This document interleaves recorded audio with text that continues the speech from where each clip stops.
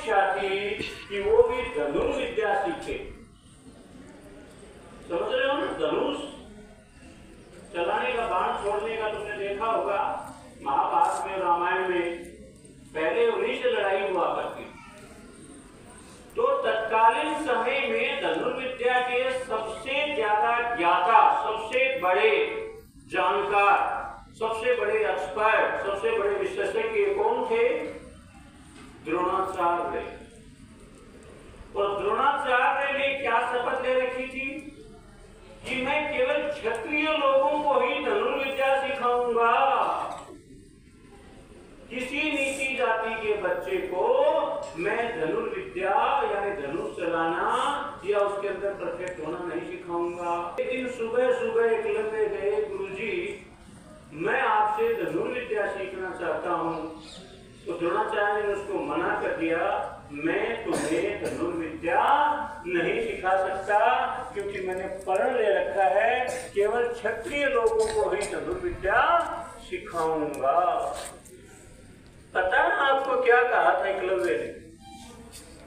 गुरुदेव आप कुछ भी कहो, मैं आपको गुरु धारण कर चुका हूं, मैं आपको गुरु मान चुका हूं।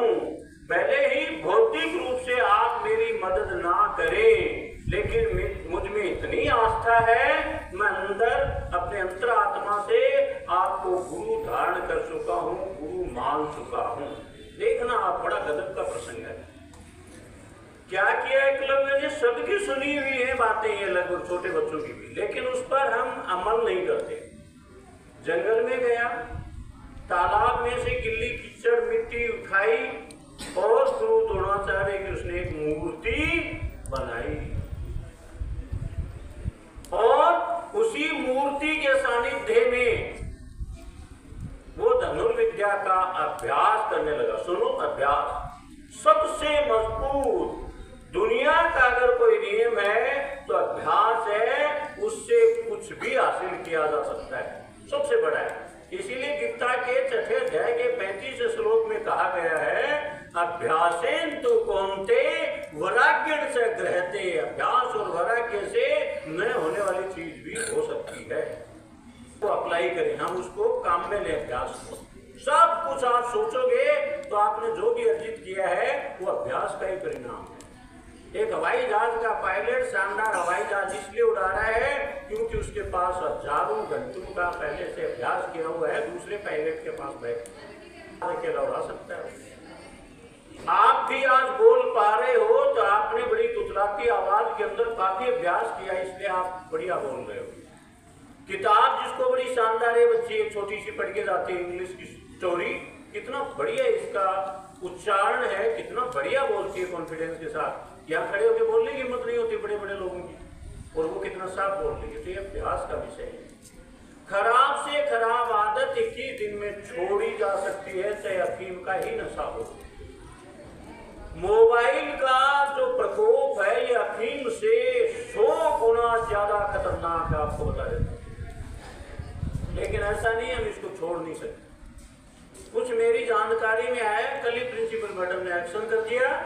वो ये था कि मोबाइल घर वाले उपलब्ध नहीं कराते हैं तो स्मार्ट वॉच ले आए, हो डिजिटल घड़ियां ले आए, उनको फोन से अटैच करते हैं।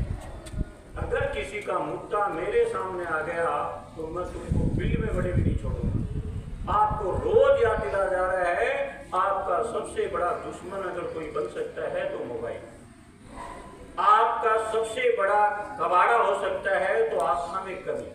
आप अपने गुरुजनों में बड़ी भारी आस्था रखिए। इसीलिए मैं एकलव्य का उदाहरण सुना। एकलव्य अपने गुरुजी से पूछते थे, गुरुजी बाण चलाऊं, और खुद ही कहते चला बेटा। यानी गुरु भी खुद बनता था और शिष्य भी खुद बनता था एकलव्य।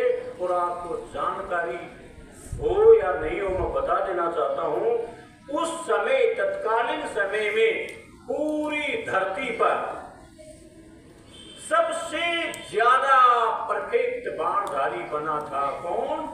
एकलव्य। और वो अर्जुन तत्कालीन समय में सर्वश्रेष्ठ बाणधारी था, उससे भी श्रेष्ठ हो गया। और उसने कौन सी विद्या भी अर्जित कर ली? आवाज पे, यानी शब्द भेदी बाण चला एक दिन कौरव और पांडवों के साथ द्रोणाचार्य जंगल में भ्रमण कर रहे थे। उनके साथ एक कुत्ता था, और कुत्ता आपको पता है किसी चीज को, एक्टिविटी को देख करके भौंकने लग जाता है। तो वो कुत्ता जब भौंकने लगा तो पता है आपको एकलव्य ने क्या किया? उस आवाज पे, उस नाद पे, उस उच्चारण पे उसने बाण छोड़ दिए और पूरे कुत्ते का मुंह भर दिया बाणों से, और कुत्ता भौंकना बंद हो गया। अब आपके प्रश्न उठता होगा, कुत्ते का तो मुंह छलनी हो गया होगा, उसमें तो भयंकर रक्त बहना शुरू हो गया। नहीं, एक ड्रॉप, एक बूंद भी नीचे नहीं गिरी।